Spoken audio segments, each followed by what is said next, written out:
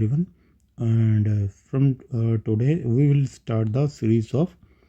audit of items of financial statements. Items of financial statement means जो balance sheets और P&L के items होती हैं ना, उनको एक एक करके ऑडिट कैसे करते हैं। जैसे अगर मैं ये audits of items of financial statements, items of financial statement means ये जो बैलेंस शीट्स के आइटम्स होते हैं ना, जैसे PPE प्रॉपर्टी प्लांट इक्विपमेंट हो गई। ये इंडेस के अकॉर्डिंग जो बैलेंस शीट है ये उसके अकॉर्डिंग मैं बता रहा हूँ कि प्रॉपर्टी प्लांट इक्विपमेंट होगी, कैपिटल वर्क इन प्रोग्रेस हो गया, इन्वेस्टमेंट प्रॉपर्टी होगी, या फिर मेरे बोरिंग्स होगी, इन्वेस्टमेंट्स हो गया, ट्रेड रिसीवेबल हो गया। इन आइटम्स का एक एक करके इनको डिटेल में हम इस सीरीज़ में गो थ्रू करेंगे कि इनका एक एक करके आइटम्स का ऑडिट कैसे होता है, कैसे इनकी कंट्रोल टेस्टिंग होती है, कैसे इनको सब्सटेंटिव टेस्टिंग होती है, कैसे टेस्ट ऑफ डिटेल परफॉर्म होते हैं, and test of analytical procedures कैसे परफॉर्म होते हैं। इस पूरी सीरीज़ में हम इसको एक एक आइटम को गो थ्रू करेंगे। देन एक कंक्लूजन पे पहुंचेंगे। जैसे ऑडिट ऑफ फाइनेंशियल स्टेटमेंट्स के P&L के आइटम्स की अगर मैं बात करूं तो जैसे रेवेन्यू फ्रॉम ऑपरेशंस हो गया, और अदर इनकम हो गया, और क्या कहते हैं ये परचेज हो गया, फाइनेंस कॉस्ट हो गया, मेरे एम्प्लॉय बेनिफिट एक्सपेंस हो जाते हैं, और डेप्रिसिएशन तो PP के साथ ही कवर हो जाता है, and operating expenses other expenses में कवर हो जाते हैं। अब बिग फोर इसमें कैसे प्रोसेस करती है इस चीज़ को। अगर मैं बिग फोर की बात करूं तो जो जब भी आपके पास बिग फोर की टीम ऑडिट करने आएगी तो उसमें से आप जनरली आप देखोगे दो तो असिस्टेंट मैनेजर ही होंगे बीच में, और बाकी कुछ होंगे सीनियर एसोसिएट्स होंगे, आर्टिकल्स होंगे। ये सब टीम जब ऑडिट करने आती है तो इन सबको एक एक आइटम्स का ही उन आपस में काम बांट लेते हैं कि ये आइटम ये पर्सन कर रहा है, ये आइटम ये पर्सन कर रहा है, ताकि क्लैरिटी ऑफ रोल्स रहे। अब जो हाई रिस्क वाली आइटम्स होती हैं, लाइक जैसे रिवेन्यू प्लस डेटर, ये एक ही पर्सन कर रहा होगा क्योंकि वो लिंक होते हैं आपस में, और परचेज प्लस और क्या कहते हैं परचेज प्लस वेंडर्स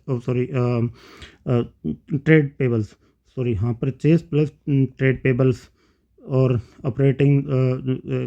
अगर मैं यहाँ पर ऑपरेटिंग एक्सपेंसेस की भी ले लूँ तो भी वो भी एक पर्सन कर रहा होगा। तीसरा पर्सन होगा वो एम्प्लॉय बेनिफिट एक्सपेंस देख रहा होगा, प्लस साथ में एक और चीज़ देख रहा होगा। चौथा पर्सन होगा जो वो बोरिंग्स देख रहा होगा, बोरिंग्स प्लस फाइनेंस कॉस्ट देख रहा होगा। और तो ऐसे ही ये पर्सन इनमें काम डिवाइड होता है जब भी आपके पास बिग फोर की टीम ऑडिट करने आएगी। अब इसमें सबसे पहले तो हमें ये समझना पड़ेगा कि ऑडिट प्रोसेस चलता कैसे है किसी बिग फोर फर्म में, या फिर किसी अच्छी फर्म में मैं कह दूं। मैं आपको पहले एक प्रोसेस बताता हूँ कि ऑडिट प्रोसेस चलता कैसे है, कि कैसे ऑडिट उनका स्टार्ट होता है और वो कैसे ऑडिट को प्रोसेस करते हैं। हाँ, सबसे पहले जो उनका स्टेप रहता है प्री इंगेजमेंट एक्टिविटीज़, यानी कि इस स्टेज पे कोई भी आप बिग फोर को अप्रोच करते हो कि आप हमारा स्टैट्यूटरी ऑडिट कीजिए, तो वो क्या करेंगी, सबसे पहले आपका बैकग्राउंड चेक करेंगी कि प्रमोटर्स का बैकग्राउंड क्या है, और उनका आपने कोई रेगुलेटरी नॉन कंप्लाइंस तो नहीं कर रखा, और क्या आपके पास्ट ऑडिटर कौन थे, उनका रेजिग्नेशन तो नहीं दिया वो उन्होंने, और उनके रेजिग्नेशन का रीज़न क्या था, क्यों आप हमारे से ऑडिट करवाना चाहता है। पर पूरा एक बैकग्राउंड चेक होगा आपका। अगर ये सब कुछ ठीक रहता है, सब कुछ ठीक है, तो फिर वो सेकंड स्टेप पे जाएंगे, अदरवाइज वो ऑडिट एक्सेप्ट नहीं करते हैं। देन वो सेकंड स्टेप आता है साइनिंग ऑफ एंगेजमेंट लेटर का। देन वो एंगेजमेंट लेटर साइन कर होगा, जिसमें स्कोप ऑफ वर्क लिखा होगा, आपके फीस लिखी होती है, क्या क्या ड्यूटीज, मैनेजमेंट की रिस्पॉन्सिबिलिटीज़ क्या हैं, ऑडिटर की रिस्पॉन्सिबिलिटीज़ क्या है, और पूरा किस पीरियड के लिए वो इंगेजमेंट लेटर बना हुआ है, वो पूरा उसमें होता है। थर्ड फिर स्टेप्स आ जाता है इसमें प्लानिंग का। फिर वो प्लानिंग करते हैं, उनकी टीम, जो भी टीम उनको बिग फोर एक कंपनी को जो भी टीम असाइन करती है, वो फिर वो आपके ऑडिट के बैठ के प्लानिंग करेंगे। प्लानिंग कैसे करेंगे? सबसे पहले तो आपके बिजनेस की वो अंडरस्टैंडिंग लेंगे, आपका बिजनेस किस चीज़ का है, सीजनल बिजनेस तो नहीं है। जैसे अगर मैं अपनी बात करूँ तो जैसे एक जूस मैन्युफैक्चरिंग कंपनी में वर्क करता हूँ, तो क्या कहते हैं, फ्रूट जूसेस और मॉकटेल्स वगैरह, तो उसमें कई बार होता है कि जैसे तो सीजनल बिजनेस है, तो उसमें हाई हाई मेरे सेल सीज़न में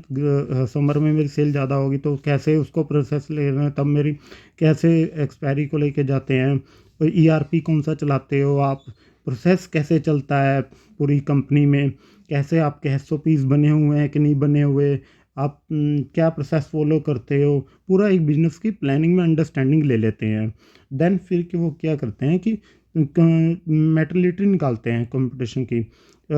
मतलब कितना एरर, मैटरलिटी का मीनिंग होता है कि एरर टॉलरेंस, यानी कि एक मुझे कितने तक की एरर को टॉलरेट करके चलना है ऑन द बेसिस ऑफ ये मैटरलिटी निकालना। इसका अलग से ऐसे भी है, उसका भी मैं बाद में डिटेल में कवर करूँगा। जिसे मैटरलिटी निकालते हुए वो किस बेसिक पे है मैटरलिटी निकालेंगे, उसका उनका बेंचमार्क क्या रहेगा, वो निकालते हैं। उन दी बेसिक को प्रॉफिट पीबीटी के बेस पे भी निकालते हैं। अगर वो आपकी कंपनी जनरली प्रॉफिटेबल है, तो वो पीबीटी के बेसिक पर निकाल सकते हैं, रिवेन्यू के बेसिस पर भी निकाल सकते हैं, नेट एसेट्स के बेसिस पर निकाल सकते हैं। नेट एसेट्स और अगर मैं बैंक वगैरह की बात करूं, तो उनके एडवांसेस के बेस पर भी निकलता है। तो या फिर इन मिक्स भी ले सकते हैं, जैसे स्मॉल परसेंटेज ले लिया पीबीटी का, और एक परसेंटेज ले लिया मैंने रिवेन्यू का, दोनों का मिक्स करके भी मैटरलिटी निकाल सकते हैं। मैटरलिटी एक थ्रेशोल्ड लिमिट होती है जहाँ तक कि मेरे को एरर टॉलरेंस करके चलनी है। और तीन तरह की मैटरलिटी होती है। एक तो नॉर्मल मैटरलिटी जो हम निकालते हैं, एक उससे कम अमाउंट लेते हैं हम, परफॉर्मेंस मैटरलिटी। तीसरा एक और ट्रैवलल, आई थिंक वो लिमिट होती है, उसका मैं बाद में बताऊंगा आपको। नॉर्मली बस आप अभी ये समझ के चलो कि ये पीबी मैटरलिटी एक निकलती है, जिस एरर टॉलरेंस अमाउंट निकालते हैं वो। फिर क्या आता है कि फिर वो आपकी कंपनी में आएंगे, आपके कंट्रोल टेस्टिंग करेंगे। नॉर्मल टेस्टिंग मीन्स आपके प्रोसेस क्या चलता है। अगर मुझे एक मान लो फिक्स एसेट परचेज करनी है, तो उसका क्या प्रोसेस है आपकी कंपनी में। अगर मुझे रिवेन्यू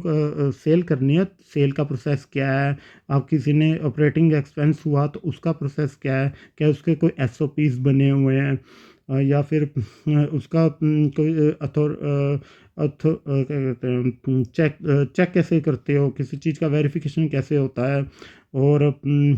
ठीक है, अगर तो एसओपीज बने हुए हैं, तब तो वेल एंड गुड। फिर तो वो एसओपीज के बेस पे आपका कंट्रोल टेस्टिंग परफॉर्म करेंगे। कंट्रोल टेस्टिंग मीन्स ये कि आपने जो एसओपीज बनाए हुए हैं, वो एक्चुअल में फॉलो हो भी रहे हैं कि नहीं हो रहे, कि सिर्फ वो कागजी आइटम्स तो नहीं बन के रहेंगे कि आपने एसओपीज बनाए हुए हैं पूरे, कि हम अगर आप फिक्स एसेट या पीपी जो भी कर लो आप, जब अगर हम परचेज करेंगे, तो वो कैसे प्रोसेस चलेगा, कैसे पीआर, पहले जो यूज़र डिपार्टमेंट होगा वो पीआर जनरेट करेगा, फिर वो पीआर जाएगी परचेज हेड के पास, कोटेशन मंगाएगा, कोटेशन के पास वो क्या कहते हैं कंपैरिजन करेगा, देन सिलेक्शन होगी, देन वो पीओ जनरेशन होगा। तो सर ये सब प्रोसेस, एसओपीज कंपनीज में लिखे होते हैं कि ये हम प्रोसेस फॉलो करते हैं। तो ये सिर्फ कागज कंपनी ने एसओपी सिर्फ कागजी आइटम तो नहीं बना रखे कहीं, ये एक्चुअल में फॉलो हो भी रहे हैं कि नहीं, उस चीज़ की टेस्टिंग कर जब एक ऑडिटर करता है तो उसको बोलते हैं performance of control testing to check design and operating effectiveness, यानी कि डिज़ाइन भी सही से हुए हैं कि नहीं हुए, बीच में कोई लूप होल तो नहीं है, और ऑपरेटिंग इफेक्टिवनेस कैसी है, यानी कि एक्चुअल में कंट्रोल फॉलो हो भी रहे हैं कि नहीं हो रहे। अब मान लो कंट्रोल टेस्टिंग आपकी फेल हो जाती है, दोनों केस सिनारियो में बताता हूँ आपको मैं, कि मान लो कंट्रोल टेस्टिंग फेल हो जाती है। कंट्रोल टेस्टिंग फेल होने का मतलब है कि आपने प्रोसेस या तो बनाया नहीं हुआ, कोई भी प्रोसेस कंपनी में है ही नहीं है। प्रोसेस नहीं होने का मतलब आपने कोई एसओपीज भी नहीं बनाए हुए कि फिक्स एसेट अगर परचेज होगी तो कैसे होगी, कोई एक्सपेंस होगा तो कैसे होगा, कैसे हम उन कोई एक्सपेंस करेंगे यार, रिवेन्यू कैसे से इनवॉइस कैसे रेज होते हैं, कैसे पेमेंट्स आती हैं, कौन इसको अप्रूव करता है, और मतलब ये सारी चीज़ें एक कहीं एसओपीस में लिखी हुई है कि नहीं लिखी हुई, और अगर तो वो प्रोसेस फॉलो हो रहे हैं प्रॉपर तरीके से, फिर तो बहुत अच्छी बात है। फिर तो ऑडिटर क्या करेगा कि उस प्रोसेस के जो उसने यहाँ पर कंट्रोल टेस्टिंग उसने परफॉर्म की, यानी कि यहाँ पर चेक किया कि प्रोसेस फॉलो हो रहे हैं कि नहीं हो रहे, अगर वो उस चीज़ का उसने जब टेस्टिंग परफॉर्म की उसके बाद उसे लगता है कि हाँ इसमें ना भी ट्रोन कंपनीज के एसओपीज भी बने हुए हैं, कंपनी के एसओपीज फॉलो भी हो रहे हैं, तो ठीक है, उसके बेसिक पे हम डिसाइड करते हैं कि nature timing of extent of audit procedure हमारा क्या रहने वाला है, यानी कि हम कितने उसके सैंपल लेने वाले हैं, किसका डीप में जाने वाले हैं, तो भी उसको उसके बेसिक पर ही हम कितना सैंपल लेके हम उसको ऑडिट करने वाले हैं, कितना मेटरलिटी निकालें, ताकि हमारा ऑडिटर का रिस्क बिल्कुल जीरो जीरो तो वैसे कभी होता नहीं है किसी भी ऑडिटर का रिस्क, लेकिन बिल्कुल लो लेवल पर कैसे लेके जाया जा सके। एंड अगर मैं परफॉर्म सब्सटेंटिव टेस्टिंग की बात करूं, इसमें नॉर्मली वाउचर्स ही चेक होते हैं, जहाँ कंपनी के जो इन्वॉइसेस कंपनीज के जो इन्वॉइसेस वगैरह हैं जो कंपनीज के नाम पे है या नहीं, उसके प्रॉपर गुड्स आए थे कि नहीं, और क्या कहते हैं जो फ्रेट वगैरह अगर इन्वॉइसेस साथ में लगे हुए हैं कि नहीं, तो सब्सटेंटिव टेस्टिंग में जनरली वाचिंग एंड वेरिफिकेशन जो होती है, अगर मैं वाचिंग एंड वेरिफिकेशन की बात करूं तो वो सारी चीज़ें मेरी सब्सटेंटिव टेस्टिंग में आती हैं। वो सब्सटेंटिव टेस्टिंग परफॉर्म करते हैं, तो उसको वाचिंग एंड वेरिफिकेशन का दूसरा नाम ही सब्सटेंटिव टेस्टिंग होता है। एक इसमें ये लिखा नहीं हुआ, एनालिटिकल प्रोसीजर भी हम एक परफॉर्म करते हैं। एनालिटिकल प्रोसीजर क्या होता है कि हम कंपैरिजन करते हैं, कंपैरिजन फ्रॉम लास्ट ईयर्स, कि लास्ट ईयर मेरा इतना खर्चा था तो इस साल कितना खर्चा हुआ, और मेरा प्रोडक्शन कितनी थी, लास्ट ईयर सेल कितनी थी, इस साल कितनी सेल हुई, जब हम कंपैरिजन बेस करते हैं। और दूसरा ट्रेंड एनालिसिस, क्या क्या ट्रेंड रहा कंपनी का, और इस जब हम और यहाँ पर रेशो एनालिसिस परफॉर्म करते हैं तो इसको बोलते हैं हम analytical procedures. Substantive analytical procedure को हम साथ में परफॉर्म करते हैं, तब जाके हमें कंक्लूजन मिलता है कि कंक्लूजन मिलता है कि हाँ हमें ये सब कुछ ठीक मिला, तब कंक्लूजन एंड रिपोर्टिंग होती है। आज हम देखेंगे कि अगर मैं प्रॉपर्टी प्लांट एंड इक्विपमेंट की बात करूं तो उसमें हम कंट्रोल टेस्टिंग कैसे करते हैं, कैसे प्रॉपर्टी प्लांट एंड इक्विपमेंट के कंट्रोल टेस्टिंग को परफॉर्म किया जाता है, कैसे हम उसका एक एक चीज़ उसकी कैसे कंट्रोल टेस्टिंग में परफॉर्म करते हैं। तो सबसे पहले तो यही देखो कि क्या कोई साइनिंग एसओपीस है, कोई सी कंपनी के पास साइनिंग एसओपीस है कंपनी में कोई जो जिस पे साइन हो परचेज हेड के और एमडी के, जिस पे साइन हुए हो, एसओपीस होगी फिक्स एसेट की प्रॉपर तरीके से, कि कैसे पीआर रेस होगा, यूज़र डिपार्टमेंट पीआर रेस करेगा, देन जो वो आएगा परचेज हेड के पास, परचेज हेड उसको फिर क्या क्या कहते हैं कोटेशन मंगवाएगा, कोटेशन मंगवाने के बाद वो कोटेशन का कंपैरिजन करेगा, देन वो डिसाइड करेगा, लोएस्ट कोटेशन को सिलेक्ट करके डिसाइड करेगा कि क्वालिटी, बैकग्राउंड चेक करेगा वेंडर का, वेंडर की वेंडर का क्या कहते हैं परफॉर्मेंस चेक करेगा कि उसका कैसे वेंडर वो कैसा वेंडर है, वो हमें सर्विसेज कैसे देगा। और तो उस सब चीज़ों को ये चीज़ें कहीं एसओपीज़ में कहीं ना कहीं लिखी हुई होंगी। तो वो चीज़ें कहीं एसओपीज़ में लिखी भी हुई हैं कि नहीं, वो एसओपीज़ क्या साइन है, वो साइन होनी चाहिए परचेज हेड और एमडी के उस ऊपर साइन होने चाहिए। आपने वो अपने पास वो एसओपीज़ लेने और उसको पढ़ना है कि कैसे उसमें क्या क्या लिखा हुआ है। सेकंड जो थिंग आते हैं उसमें क्या, कंपनी एनुअल कैपिटल एक्सपेंडिचर के लिए कोई बजट बनाया होगा, उसमें कितना एनुअल कैपिटल एक्सपेंडिचर लिखा हुआ है, और जो जिसके ऊपर साइन होंगे फाइनेंस हेड के, परचेज हेड के, जीएम प्लांट और एमडी के साइन होंगे। ये अब ये साइनिंग डिपेंड भी कर सकती है, हर एक कंपनी के केस में डिफरेंट डिफरेंट भी हो सकती है नॉर्मली। ये एक मैं एग्जांपल दे रहा हूँ आपको यहाँ की कैसे एस ओ पीस एनुअल अगर मैं बजट की बात करूँ तो उस पर किस किस के साइन होते हैं। ये कैपिटल एक्सपेंडिचर का बजट होगा कंपनी के ऊपर, जो कंपनी ने बना रखा होगा, जिसमें इन लोगों के साइन होंगे, फाइनेंस हेड के, परचेज हेड के, जीएम प्लांट और एमडी के। एंड तीसरा, कंपनी ना मंथली एमआईएस पर बनाती है, जिसका मंथली एमआईएस बनती है कंपनीज में कि कितना सेल हुई, कितना सेल परचेज हुई, कंपनी का नेट प्रॉफिट क्या रहा, कितने एक्सपेंसेस हुए, तो उसमें क्या ट्रेंड चल रहा है कंपनी के ऊपर। वो उसमें कहीं ज़्यादा अगर वेरिएंस आ रहा है तो उसको जो कंपनी कैसे टैकल कर रही है, क्यों वेरिएंस आए ज़्यादा, कंपनी ने उसके लिए क्या एक्शन लिए, या फिर क्या वेरिएंस का कोई जेन्युइन रीज़न था भी कि नहीं था को। तो जो उसके ऊपर एमआईएस के ऊपर कंपनी को जनरली अगर वेरिएंस आ रहे हैं तो कंपनी ये फॉलो भी कर रही है कि नहीं कर रही। ये भी एक कंट्रोल टेस्टिंग का ही पार्ट होता है। देन अगर मैं कह रहा हूँ कि मान लो किसी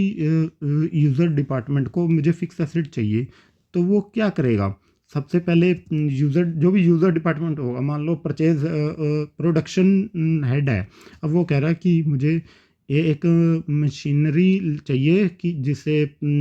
इस क्वालिटी का इस प्रोडक्ट क्वालिटी मेरी जिससे इंक्रीज होगी। अब वो क्या करेगा, प्रोडक्शन हेड है तो ऑब्वियस सी बात है, तो उसे मशीनरी चाहिए तो क्या करे, यूज़र डिपार्टमेंट कौन होगा, प्रोडक्शन हेड होगा प्लांट एंड मशीनरी का। तो वो क्या करेगा कि अपना पहले तो अपनी यूज़र डिपार्टमेंट जो होगा वो पीआर रेस करेगा। किसके पास पीआर, किसके पास रेस करेगा, परचेज हेड के पास अप्रूवल के लिए पीआर आ जाएगी, जिसके ऊपर साइन होंगे जीएम प्लांट के और एमडी के। ये इसके ऊपर पीआर आ जाएगी। अब वो नेक्स्ट जो काम आ जाता है वो आ जाता है, नेक्स्ट परचेज हेड क्या करेगा कि वो थ्री कोटेशंस मंगवाएगा जो भी अपने वेंडर से कि आप हमें कोटेशन, हमें इस क्वालिटी की मशीन चाहिए, इस क्वालिटी का हम प्रोडक्ट चाहते हैं। आप अपने अपने डिफरेंट डिफरेंट वेंडर से कोटेशन मंगवा लेगा, उस कोटेशन फिर वो क्या कहते हैं, उस कोटेशन आने के बाद उस एक कोटेशन इवैल्यूएशन शीट बनती है। कोटेशन इवैल्यूएशन शीट का कंपैरिजन ही बोलते हैं जिसको हम, कोटेशन इवैल्यूएशन शीट होती है कि कंपैरिजन कि हमने ये वेंडर है मेरा, ये इसकी ये ऐसे वो सर्विसेज देता है, और ये इसका ट्रैक रिकॉर्ड है, और ये इतने की कॉस्ट, इतने की मशीनरी प्रोवाइड करवा रहा है। इन बेसिक के ऊपर हम एक डिसीजन लेते हैं कि हमें किस वेंडर्स को पीओ रेस करना है। ये एक मीटिंग होती है जिससे अगर मैं बड़ी लेवल की मशीन की बात करूं तो वो अगर मैं बहुत महंगी मशीन मुझे अपनी कंपनी में परचेज़ करनी है तो वो नॉर्मली ऐसे कोटेशन के थ्रू ही परचेज़ की जाती है। और वो क्या कहते हैं, परचेज़ उसके जब वो इवैल्यूएशन करेंगे तीनों वेंडर्स का, उसके बाद वो परचेज़ जीएम प्लांट और एमडी उसके ऊपर साइन कर देगा कि हाँ ये वेंडर ठीक है हमारे लिए, हमें ये सर्विस, ये ऐसा सर्विस प्रोवाइड कर रहा था, इसका ट्रैक रिकॉर्ड अच्छा है, तो हम और ये कॉस्ट भी इसकी मिनिमम है, तो आप इसे को पीओ रेस कर दीजिए। फिर क्या होगा कि परचेज डिपार्टमेंट क्या करेगा कि उसका पीओ रेस कर देगा किसको, उस वेंडर को जो उन्होंने इवैल्यूएशन प्रोसेस में सिलेक्ट किया था। उस वेंडर को पीओ रेज हो जाएगा, वो पीओ कौन साइन करेगा, परचेज मैनेजर साइन करेगा एंड परचेज हेड साइन करेगा। एंड पीओ के बाद क्या होगा, हमारे पास पीओ के बाद वो वेंडर मशीन भेज देगा। वो वेंडर मशीन जब भेजेगा उस पीओ का नंबर अपने इनवॉइस के ऊपर भी लिखा होगा और उस पीओ जो वेंडर का इनवॉइस होगा उसके ऊपर लिखा होगा, उस पीओ को साथ में भी लगा के भेजेगा, ताकि जो भी हमने पीओ रेस किया है उस क्वालिटी का गुड्स आया भी है कि नहीं आया, क्या वो हाँ सारी आइटम्स आ गई जो हमने मंगवाई थी, वो कहाँ वेरीफाई होगी, वो मेरी गेट पे ही तो वेरीफाई होंगी। वो कहाँ से वेरीफाई करेगा, परचेज ऑर्डर से ही तो वेरीफाई करेगा कि हाँ मुझे ये इन्होंने पीओ रेस करेगा, पीओ रेस किया था, ये मेरी इनवॉइस में आइटम्स हैं और ये मेरे गेट पे आ गई हैं। और ये उस जब वो गेट पे जो आइटम्स आई हैं उसका गुड्स रिसिप्ट नोट बना देगा, वो जो साइन करेगा स्टोर एग्जीक्यूटिव और स्टोर मैनेजर उसको अप्रूव कर देगा कि हाँ पीओ की आइटम मैच कर रही हैं मेरी वेंडर के इनवॉइस से, और जो क्वांटिटी भी ठीक है और क्वालिटी भी ठीक है। तो वो जब वो अप्रूव हो जाएगा तो क्या कहते हैं फाइनेंस मैनेजर उसको अप्रूव कर देगा। एंड देन फिर क्या होगा, वो पीओ वो क्या कहते हैं उस फिक्स एसेट को तो इशू कर देंगे। देन वो इनवॉइस सीधा आ जाएगा किसके पास आ जाएगा, वो इनवॉइस आ जाएगा सीधा अकाउंट डिपार्टमेंट में, उस GRN लग के और MRN लग के, जो भी हाँ CRN लग के और MRN मटेरियल रिसिप्ट नोट होता है वो भी लग के एक उसके पास वो अकाउंट डिपार्टमेंट के पास आ जाएगा। फिर वो अकाउंट डिपार्टमेंट उसकी एंट्री करेगा, एंट्री करते हुए वो चेक करेगा कि हाँ ये फिक्स एसेट था, इसका फ्रेट इसका भी फ्रेट इसको कि वो फिक्स एसेट के केस में जो उसका फ्रेट होता है वो भी कैपिटलाइज होता है। ये भी आप ध्यान रखना कि बहुत सारी कॉस्ट होती हैं जो फिक्स एसेट से रिलेटेड होती हैं, चाहे हमने कोई प्रोफेशनल उसके लिए कंसल्टेंसी ली, कोई हमने अगर मैं बिल्डिंग की बात करूं तो स्टैम्प ड्यूटी देखी या कोई इंश्योरेंस पे किया, तो वो भी जो मेरी इससे रिलेटेड जो कॉस्ट होती है, जो मेरी मशीन ऑपरेटिंग करने से पहले पहले जो मेरी कॉस्ट लगी, तो वो कॉस्ट भी मेरी कैपिटलाइज होती है, तो वो भी eight the time of voucher entry invoice entry वो एक नॉर्मली कि ये चीज़ें प्रॉपर इनवॉइस बुक्स में बुक हुआ है कि नहीं हुआ है। देन वो बनता है उसके बाद मंथली फिक्स एसेट रजिस्टर होता है कंपनी में कि कितने मेरी फिक्स एसेट्स है कंपनी में, उसकी टैगिंग क्या है, नंबरिंग कहाँ है, यूज़र डिपार्टमेंट कौन सा है, क्वांटिटी कितनी है, कितना वैल्यू कौन से वेंडर से परचेज़ किया था, कब परचेज़ किया था, कितने का परचेज़ किया था और कितना उसके ऊपर डेप्रिसिएशन लग चुका है, कितना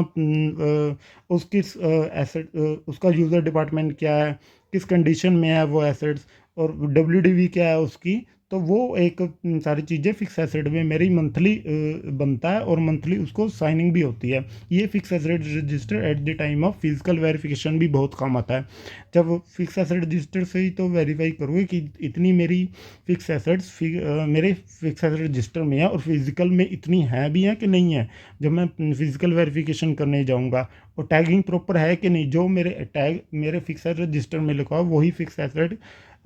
के ऊपर लगा हुआ है कि नहीं लगा हुआ, उसका यूज़र डिपार्टमेंट कहीं चेंज तो नहीं हो गया, उसका कहीं मिस यूज़ तो नहीं हो रहा, वो एक्चुअल में एग्जिस्ट भी करती है कि नहीं करती, कहीं कहाँ गई वो एसेट्स, कौन यूज़ कर रहा है। तो वो एक signing fix asset register proper हर महीने कंपनी में बनता है। और ये मैं बता रहा हूँ, जैसे ये देखो फिजिकल वेरिफिकेशन रिपोर्ट बनती है कि प्रॉपर बनती है कि कौन सी फिक्स एसेट रजिस्टर वो लेके जाएगा, प्रॉपर कंपनी में देखेगा कि ये आइटम ये है, ये कहाँ पड़ी हैं, इसका टैगिंग दिखाओ कहाँ है। और उसका physical verification normally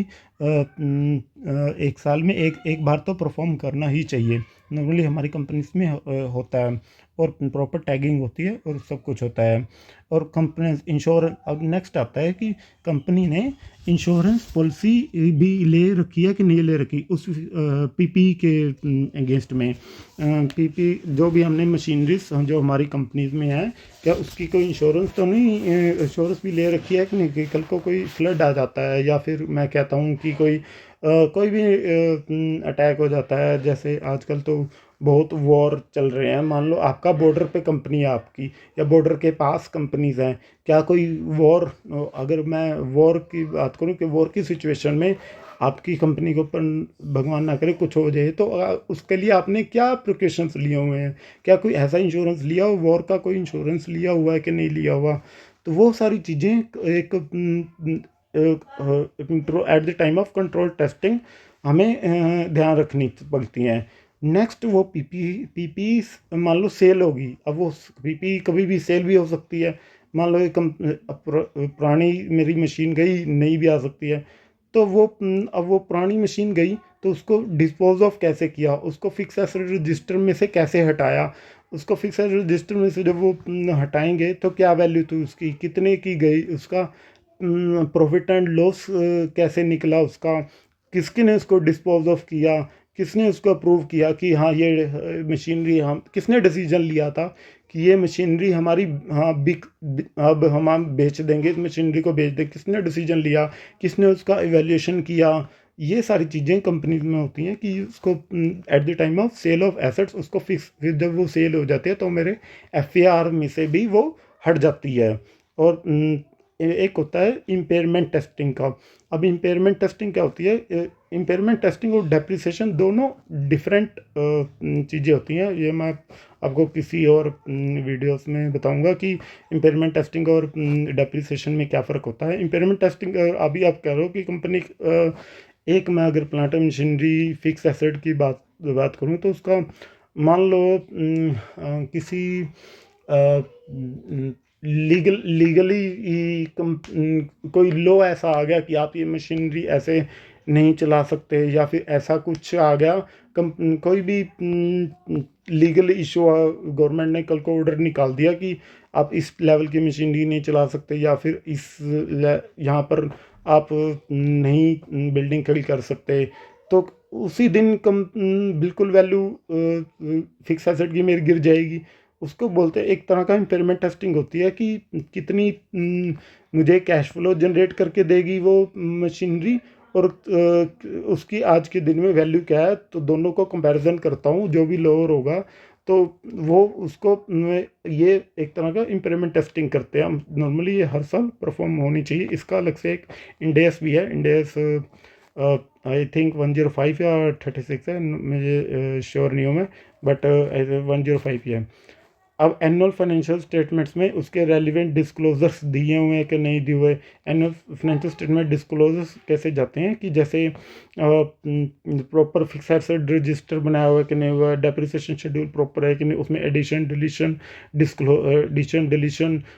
discard of assets का, डेप्रिसिएशन का प्रॉपर कैलकुलेशन है या नहीं।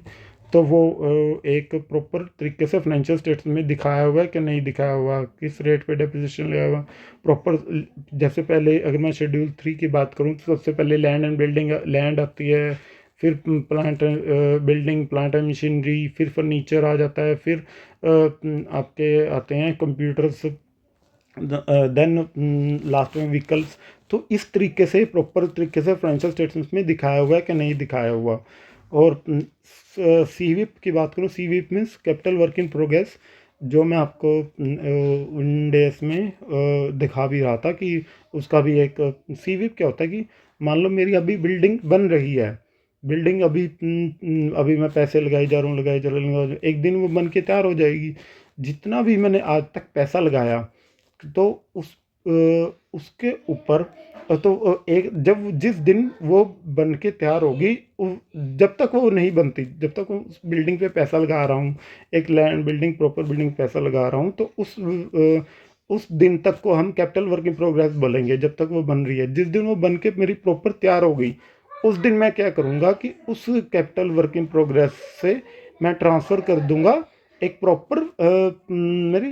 फिक्स एसेट में उसको, या प्रॉपर्टी प्लांट इक्विपमेंट में उसको ट्रांसफ़र कर दूंगा। जब तक सीविप में है, सीविप के डिस्क्लोजर्स भी जाते हैं। शेड्यूल 3 की बात करूँ थी कि आपके 1 एंड 2 ईयर्स में आपका कितना खर्चा है, कौन से प्रोजेक्ट आपके अभी अंडर प्रोसेस हैं, कौन से मंडेट पड़े हैं, तो वो चीज़ें उसके डिस्क्लोजर शेड्यूल 3 में प्रॉपर जाते हैं कि आपने जिस दिन वो मेरी एसेट्स बन के तैयार हो जाएगी, उस दिन मैं सीविप से ट्रांसफ़र कर दूंगा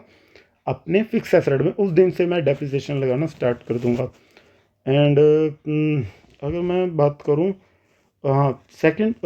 उसके बाद आता है ओपन पीओ। कोई मेरा ओपन पीओ तो नहीं खड़ा हुआ, यानी कि किसी को मैंने एडवांस पैसा दिया हुआ है और मैंने अभी मान लो 29 मार्च को मैंने एडवांस पैसा दे दिया किसी फिक्स एसेट को परचेज करने के लिए लाखों में, लेकिन अभी मेरे तक फिक्स एसेट नहीं आई, या फिर मेरे अंडर डिस्कशन है और अभी अभी तक मेरे क्या कहते हैं, मेरे क्या कहते हैं प्रोमेसिव में वो फिक्स एसेट आई नहीं है, तो वो ओपन पीओ कौन से खड़े हैं, उस पीओ के अगेंस्ट मेरी वो जो मशीनरी थी वो आ भी चुकी है कि नहीं आ चुकी। और सेकंड उसके बाद चेक करना होता है कि signing working sheet of R O assets, right of use assets होती हैं जो मेरी लीज की एसेट्स होती हैं। इंडियस अगर मैं इंडेस मुझे याद नहीं आ रहा, तो वो एक इंडेस होता है, वो क्या कहते हैं कि आपकी जितने भी आपकी लीज के एसेट्स हैं, वो जो आपने आर लीज के एसेट्स है जो आप फ्यूचर में जिसका रेंट पे करने वाले हो, एक तो आपने अपफ्रंट रेंट पे किया होगा और एक आप फ्यूचर में जो मंथली पे करने वाले उसका आप प्रेजेंट वैल्यू पे लेके आ जाते हो आप, और उसको हम एक तरफ लीज लाइबिलिटी क्रिएट कर लेते हैं, दूसरी तरफ आरओई एसेट्स क्रिएट कर लेते हैं। उस आरओई एसेट्स का लीज लाइबिलिटी का तो इंटरेस्ट बुक होता रहता है और आरओई एसेट्स मेरी मंथली एसएलएम बेसिक पे उसको डेप्रिसिएशन करते रहते हैं। तो वो वर्किंग शीट प्रॉपर है कि नहीं है कंपनी के पास, कौन कौन सी लीज एसेट्स कंपनी के पास पड़ी हुई हैं। So today is the only episode of control testing of fix assets. Next video में हम कवर करेंगे इसकी सब्सटेंटिव टेस्टिंग कैसे करते हैं। अगर मेरा कंट्रोल टेस्टिंग पास होगी तो सब्सटेंटिव टेस्टिंग में मेरे को सैंपल भी कम लेने पड़ेंगे। So that's for the day. Radhe Radhe everyone.